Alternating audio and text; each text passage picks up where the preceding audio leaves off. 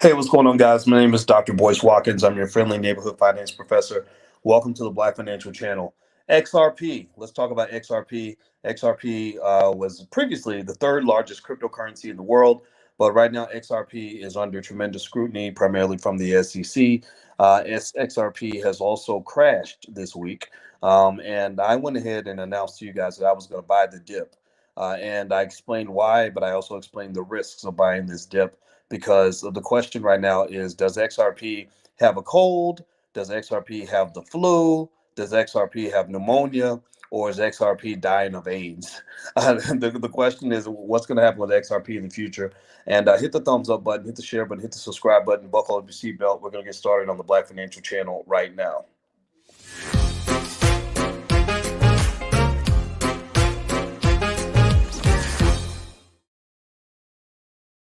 Hey, what's going on, guys? My name is Dr. Boyce Watkins. Welcome to the Black Financial Channel. This is theblackfinancialchannel.com.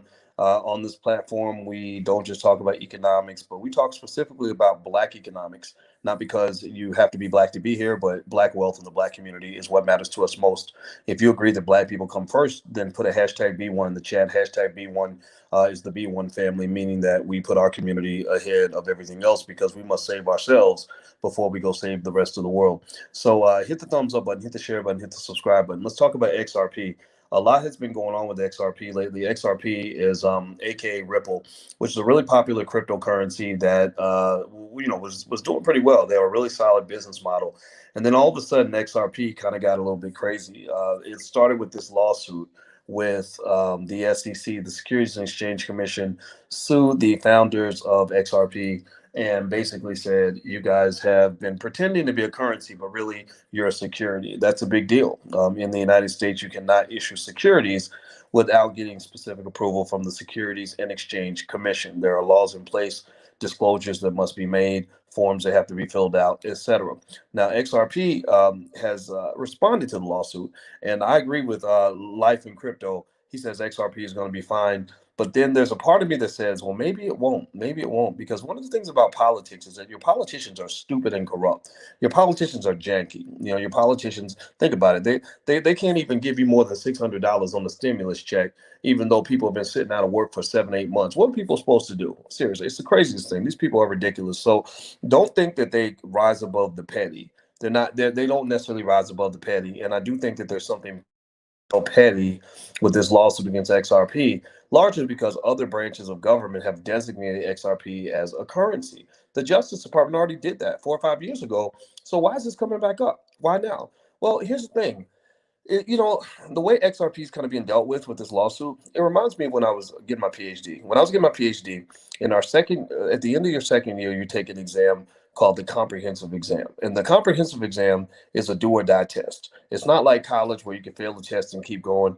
If you fail the comps in your PhD program, they will boot you out of the program. They don't care where you go. They're just like, we don't care where you go, but you got to get the hell up out of here. In fact, Northwestern University, because their standards are so high for their finance PhDs, they once gave the comprehensive exam and failed every single student and told them all to leave. They literally said, we want to do like Jesus did in the Bible or God did in the Old Testament. We're going to wipe the whole earth clean and we're going to start over from scratch.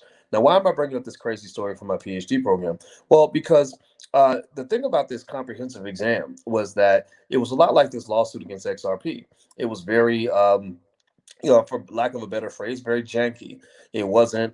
It was very political. It was very much based on who liked you and who didn't. It was based on It was a time where people settled scores, and it was so corrupt that literally we all knew as students who was going to pass the exam and who was going to fail before the exam actually took place. We literally knew. It wasn't like a toss up. It wasn't like you're going to figure it out on game day.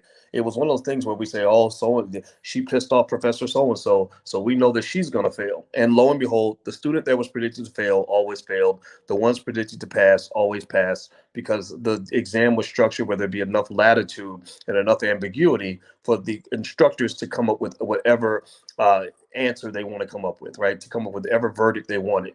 So I tell that story because I feel like this XRP lawsuit is kind of the same way. You see, you can make an argument that XRP is a currency for sure, but it's not airtight. XRP, they do a lot of things that companies do. They issue securities. The Howey test is what they use for security from a lawsuit in the 1940s. And on the Howey test, they basically said that you're issuing a security if you're going to be making money off the work of other people. So if you're buying a share of a company that's going to go put in work and sell products and all that, and you're going to do a profit share scenario where your stock price goes up based on the work that they do and the investments they make, then you have bought a security. Well, XRP has products. XRP, they hold a stash of XRP, the owners do, and they issue shares of XRP, or they issue units of the currency. I shouldn't even say shares, because that kind of gives away one way of looking at it. And they do that to raise money, the same way companies use that to raise stock. And let's just keep it 100. When you bought XRP, you weren't buying it as a currency. You weren't buying XRP because you were going to go into the network and actually make transactions with the currency. Most of you, give me a yes or no if you get what I'm saying. You bought XRP because you're hoping that the price goes up. You saw today the price is at 27. It shot up big time, and now you're hoping to make $1 from it, and that's cool. Ain't nothing wrong with that. Everybody's doing that. Everybody's doing that with crypto, right? Everybody's doing that. It almost makes me laugh because it reminds me of when I would go to Walmart and they would have these back massagers that you use in the shower to allegedly massage your back, but the things vibrate really well. And the vibration, for some people could use a vibration for their own purposes, if you know what I mean. I'm not getting raunchy here, but it's a Saturday night or a Thursday night. I don't know what day it is. I lose track. But anyway, you get the point, right? And I looked at the ad on the box, and the ad on the box didn't say like, this will give you the best back massage ever. It was literally a picture of a lady holding the back massager, and she looked like she was like intensely, like having some sort of intense physical emotion, if you know what I'm talking about. We're grown here, y'all know what I'm talking about, right? And the name of the product, check this out, the name of the product was Body Mate. It was called the Body Mate. Why would you call a back massager the Body Mate? Really? Really? So you know what it is, right? The executives knew why the back massagers were being used. They're being used for physical gratification, right? I'm trying not to be raunchy here, but y'all get the point. So it was like kind of this little thing where you can't specifically advertise it as such. You can't say, hey, here, buy our vibrator, right? But you call it the Body Mate, and you saw a picture of a lady who's like looking like she's in some sort of ecstasy, and you say, yeah, you can go massage your back with this, right? So the reason I bring that example up with XRP is because everybody knows that people buy crypto just like they buy stock. Crypto is seen as an investment class, just like stock. We buy it for speculative purposes. Very few people are running around with crypto and using it to buy hot dogs and cheeseburgers and new pairs of shoes. And so this designation of crypto as a currency versus a security is incredibly ambiguous. It's incredibly ambiguous. And the thing about the SEC and government state power is that the government can kind of do whatever they want to do with you. Like Jack Ma right now is in China, just getting the third degree from the Chinese government, where they suddenly decided that monopolies are a bad thing when they've allowed other companies to have monopolies. But you know what? Jack Ma upset the central government officials. He made them mad, and now they're going after him, and they're like, okay, we're gonna mess up your money. Well, with XRP, they're messing up their money. Why are they messing up their money, and why should you be very concerned about investing in XRP? I know you see the upside, right? I told you guys I was buying the dip because I'm in it. I'm a hodl guy, right? But I'm doing this with money that I can afford to lose, because there is a distinct, realistic possibility that XRP could be wiped off the map. There is a distinct possibility that XRP could be dead and gone and never come back again, and you could lose every single penny. I had a conversation with a senior citizen friend of mine who's going to invest in XRP, and I said, be really careful, man, because this could go really bad, because the government kind of does whatever they want to do. Think about it. They're sitting in the middle of a pandemic, and they just sent y'all they just agreed to send y'all $600 check, and they're like, now what? What are you going to do? You ain't going to do nothing about it. So they kind of do whatever they want. They don't care how many people they upset. So with XRP, what I'm seeing is fear. Fear is a wealth killer. Fear will kill an asset faster than real economic problems. And now you're seeing some of the big exchanges that they're delisting XRP. XRP, with an accusation is kind of an interesting thing. It's almost like being a black man in America. Just getting accused of something is enough to ruin you, right? Just being accused. You don't have to be guilty. Who cares about a fair trial? They don't pay attention to that. Just being accused of something can destroy you, right? Well, with cryptocurrency, where where investor confidence is already low, just being accused of being a security makes XRP toxic and makes it very toxic. So if you're toxic, even if you didn't do anything wrong, then a lot of people that are associated with you are going to kind of step over and be like, okay, well, I don't know if you did it or not. I'm with you, but I got kids to feed. I got things I have to protect. So there are some exchanges that are delisting crypto, that are delisting XRP. This suit against XRP, previously the third largest crypto in the world, has a nasty contagion effect on all the exchanges, all the other cryptos.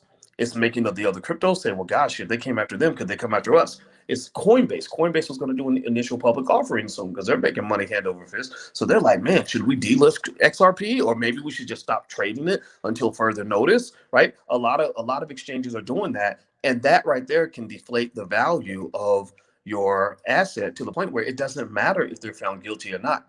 It's like if somebody decided to go to Rob and said, we saw Rob was doing some nasty things with some baby sheep in his house, and he's been accused of laying down with baby sheep and just doing and getting nasty with baby sheep, and they put that on the cover of the New York Times. Well, people are not going to associate with Rob just because of the accusation. And Rob's, if they have Rob sort of sitting in a cloud of toxicity for a long enough period of time, they can later on come back and do a retraction and say, sorry, it wasn't Rob. Rob wasn't the guy who was laying down with the baby sheep. It was somebody else. But by that time, everything Rob has is gone, because a lot of your economic system is built on trust. It's built on investor confidence. It's built on people feeling safe putting their money into that asset. So even though right now I'm smiling, right? I bought the dip on XRP. XRP shot up maybe 20% today, 25%. I can't remember what it was. That's good. But don't think for a second that I'm sitting here saying, yes, I figured it out. This is going to be great. Buying the dip on a crypto is very different from buying the dip on, say, Amazon. Right. So don't get it twisted. Just know, invest at your own risk. This is not investment advice. This is just Uncle Boy's kind of sharing thoughts with you. So do me a favor, hit the thumbs up button, hit the share button, hit the subscribe button. Also, if you want your kids to learn about economics and stuff like that, we have financial workbooks and flashcards. You can feel free to take a look at financialworkbooks.com. And one other thing I wanted to mention is you guys had asked me to put together some sort of event for people in terms of how to make money from what you know, from your knowledge. So a lot of you are subject matter experts. You have experience, you have skills, and you want to know how to monetize that. Well, we put together something called Reclaim Your Brain, where you can make money from what's in your mind as opposed to other people doing that. And there's a process to it. So I got together with some faculty in the Black Business School, and we're doing this event on December 28th at 8 p.m. So if you want to go take a look, go to drboyseminars.com. The URL is right there on the screen, drboyseminars.com.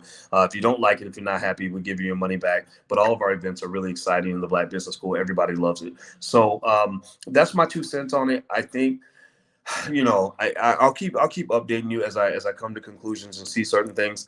I think this lawsuit is much ado about nothing. The chair of the SEC is on his way out the door. It'll be really interesting to see how the Biden administration kind of deals with this. I think that there's a good chance it's going to go away, but don't think it's a slam dunk. I don't see it as a slam dunk because remember, the government can do whatever they want. And if they just decide they want to make XRP disappear and sleeping with the fishes, they could do that. There's no such thing as too big to fail when you're talking about cryptocurrency because it's a very, very, very fragile market. So be very careful as you invest. Be smart, go get your money, and I wish you guys the best. So hit the thumbs up button, hit the share button, hit the subscribe button if you haven't done it yet. Make sure you subscribe to the Black Financial Channel. And also, if you want to get text notifications when we go live, things like that, I send them out a couple times a week. You can text the word "voice" to 31996. Text "voice" to 31996. I'll let you guys know when we do stuff. We do a lot of stuff almost every single day. So take care, have a good day, and I'll see you soon. Be good. Peace.